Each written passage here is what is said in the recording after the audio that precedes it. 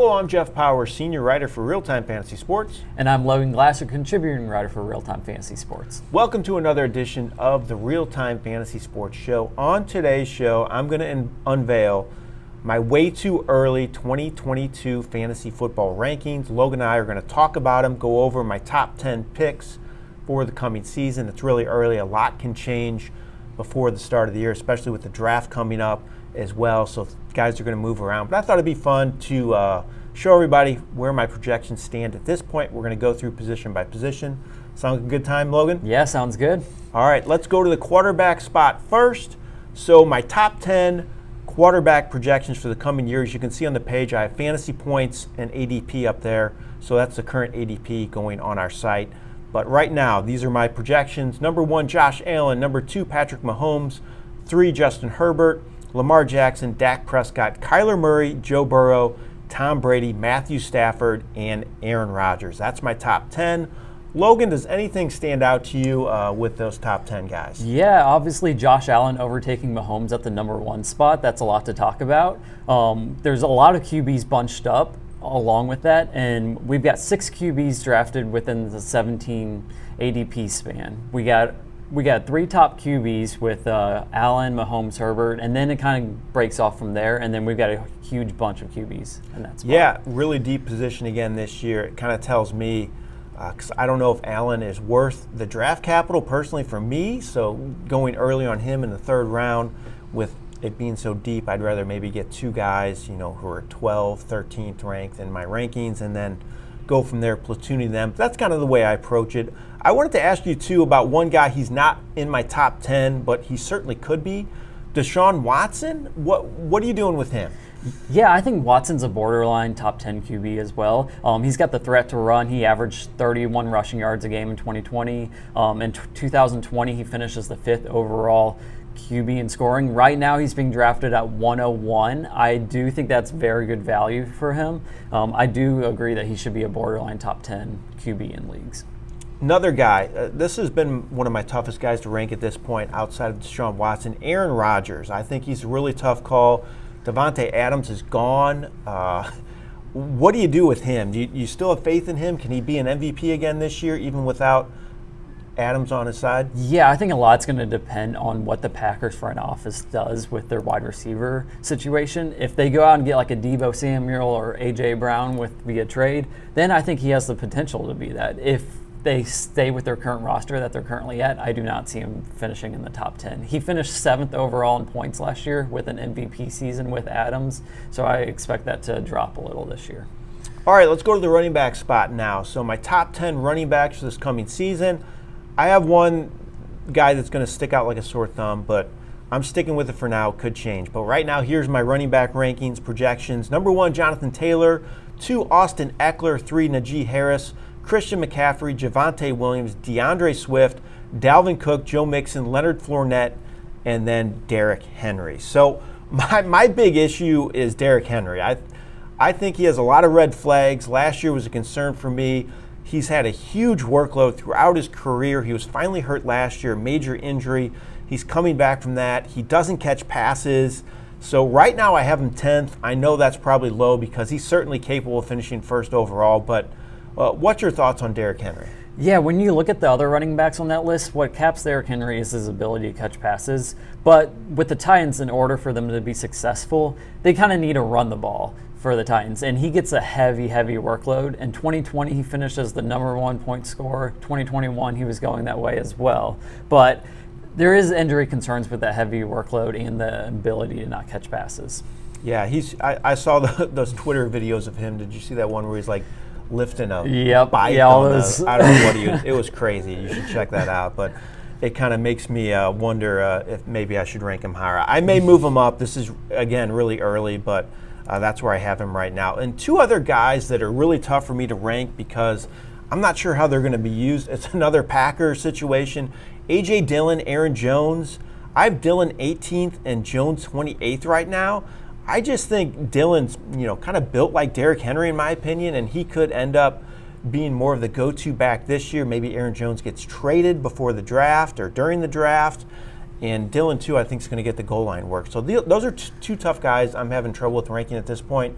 Give me your thoughts on those guys. Yeah, with those players where they're currently ranked in your projections, it's actually flip-flopped with ADP in our drafts currently. So Dillon's going 52nd overall, with Jones going 32nd. So it's a difference of 20 between those two. Personally, I do not like drafting running backs. That's kind of split work, but it leads to high ceiling if one of those does get hurt. So if like Aaron Jones gets hurt, you're looking at Dillon probably in the top 7 running backs overall. Yeah, definitely. Another guy I think is going to be a tough guy to rank this year is Cordarrelle Patterson. He had a huge year, came out of nowhere, a guy who wasn't even drafted in most leagues, ended up being like a top 10 fantasy back, just a huge season, but he had an awful finish to the year.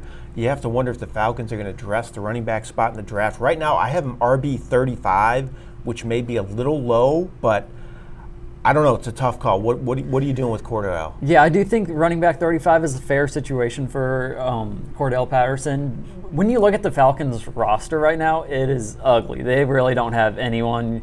You got no wide receivers, really. You got Kyle Pitts as their one standout player, but they're going to have to use unique play calls in order to score touchdowns this year. So that's going to be doing different trick plays involving Patterson in that play. So he might get some workload, but I do expect him to regress. So one guy I did want to mention as well is Leonard Fournette. I have him ranked 9th. He's moving up draft boards with the signing of to a long-term deal, and then also Ronald Jones is gone. So I've actually seen him top 5 in some people's so-called experts rankings. I moved him up to 9th. How do you feel about Fournette? Yeah, I think 9th is a fair situation for Fournette. He's going early in the second rounds in most leagues. I do think that's a really solid, safe pick coming in that second round. There is a lot of question marks with a lot of running backs this year, but I think you can be pretty safe with going with Fournette. Yeah, he doesn't have the competition, it looks like, right now as well with Ronald Jones there, so it's a good spot for him. Okay, the receiver spot. So this one might be a surprise to some. I'll give you my top 10 projections at this moment. Again, it's really kind of bunched up. I think this receiver situation this year is super, super deep. Here's my projections right now. Number 1, I have Justin Jefferson over Cooper Kupp. Really close, though. It's separated by 1 point in my fantasy projections. Then I have Jamar Chase, Stephon Diggs, Deebo Samuel, Devontae Adams, DeAndre Hopkins, Tyreek Hill, CeeDee Lamb, A.J. Brown. So what's your thoughts on me having Jefferson ahead of Kupp? Yeah, I'm still taking Kupp over Jefferson. I do agree that they're very close, 1-2 with the wide receiver class, but I'm still taking Kupp after his monstrous season last year. He's still got Stafford coming back. I'd rather have Stafford throwing than Kirk Cousins personally, but you can't really go wrong with either option. If you have a first 5 pick, I do like Kupp there, and then after that, Jefferson. All right, one guy not in my top 10 again, but he's ranked really high for me is Amon-Ra St. Brown. I have him 12th overall right now, which is a little higher than most. I still believe in him. He had at least 8 receptions, 6 straight games to end his season, 23-plus fantasy points, 5 of the last 6 games. He finished with 90 receptions. Remember, he was an afterthought like the first 5 or 6 games this year, and he had just 1 drop all of last season on 119 targets. So Amon-Ra St. Brown, do you believe? I do not believe, Jeff. Uh-oh. So Amon St. Brown got 35% of his targets in his last 6 games. Most of those games were without Swift and Hawkinson. So with those 2 players coming back in, he's probably not going to get the same target share. They also added DJ Chark. He's going really early in drafts right now. He's going around 4-ish in drafts. I personally would be probably drafting him around 6 if I had to select him. So in these top 10 projections, well, we have several guys that are on new teams, Devontae Adams, Tyreek Hill, and maybe Deebo Samuel. So my question is about Tyreek Hill, though. I think Adams is still going to get the volume, maybe not as much as he did in Green Bay, but Tyreek Hill, I think he has a few more concerns in my opinion. Are you keeping him top 10? I'm keeping him top 10, but borderline. So before the trade, he's probably in the 3rd slot, right, with Chase. Up until that trade, and now with him traded over to the Dolphins. So kind of with Jalen Waddle, they're going to have to use screen passes to get him the ball along with Tyreek Hill and just use unique ways to get the ball. A lot of dump-off passes. Tua is a very accurate passer when you actually look at his stats, but most of those passes are short, which kind of works out with Tyreek Hill, getting him the ball in the slot and then breaking off from there. So one thing I do like about Tyreek Hill's landing spot in Miami is their new head coach, Mike McDaniel. I think he's super creative. Look at what he did with Deebo Samuel last year. He got him the ball tons of different ways, running the ball, screen passes, deep passes. So I still think he's going to get a lot of touches. That's the one thing I think's going good for him, which is why I still have Hill in the top 10 right now. Okay, the tight end position. So I actually think the tight ends position's a little deeper than it has been in recent years. So I have Travis Kelce ranked number 1. Mark Andrews was actually number 1 last year. I'm not sure if people were aware of that, but Mark Andrews had a huge year. So I have him number 2, Kyle Pitts, George Kittle, Darren Waller, Dalton Schultz, TJ Hawkinson, Zach Ertz, Dallas Goedert, Pat Freiermuth.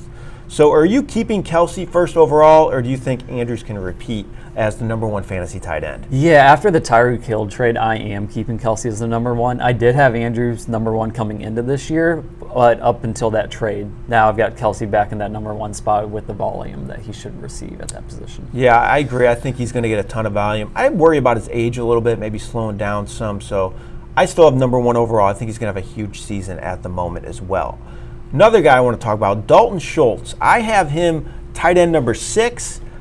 He took his game to a new level last year. I'm not sure if everybody's aware. He was 3rd overall in fantasy tight end scoring. Got a ton of targets. He was a difference maker in that offense. He had 3 games with 20-plus fantasy points, double-digit fantasy points, all but 6 games last year. Amari Cooper's gone. Could Schultz get more targets this year? It's possible. Are you a believer in him? I am a believer in Schultz. I think he's a really solid option, especially with Cooper gone. The Cowboys look to get him the ball in a couple different ways. I do think with the tight end position, there's a couple of different tiers. You got the Travis Kelce and Andrews tier as tier number 1. Then you got tier number 2 with Pitts, Kittle, Waller. And then I think Schultz is that number 1 in that tier 3 position.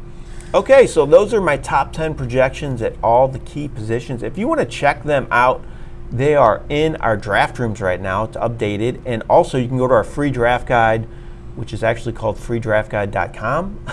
So easy to get to. And also it's on our main pages as well, rtsports.com. You can click on the draft guide link at the top of the page. Not everything's up to date in the draft guide as far as articles and all that stuff, but the rankings are. So if you want to check them out there, you can see everybody I have ranked right now for the 2022 season. So, Logan, thanks again for joining me. I really appreciate it. Yeah, thanks for having me on, Jeff. So I want everybody to remember, too, we have our huge Best Ball Scout Championship draft still going on. It's over 80% sold out, I believe, at the moment. So this draft takes place before the NFL draft. You have to get in that. About a week left to do that.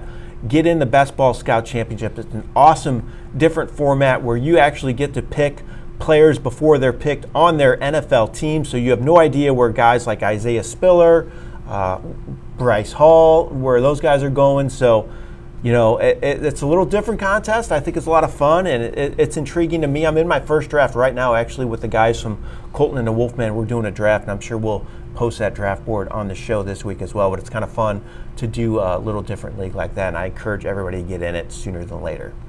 All right, Logan, thanks again for joining me. This has been Jeff Paur for RealTime Fantasy Sports. And this has been Logan Glaser from RealTime Fantasy Sports. Have a great day, everyone.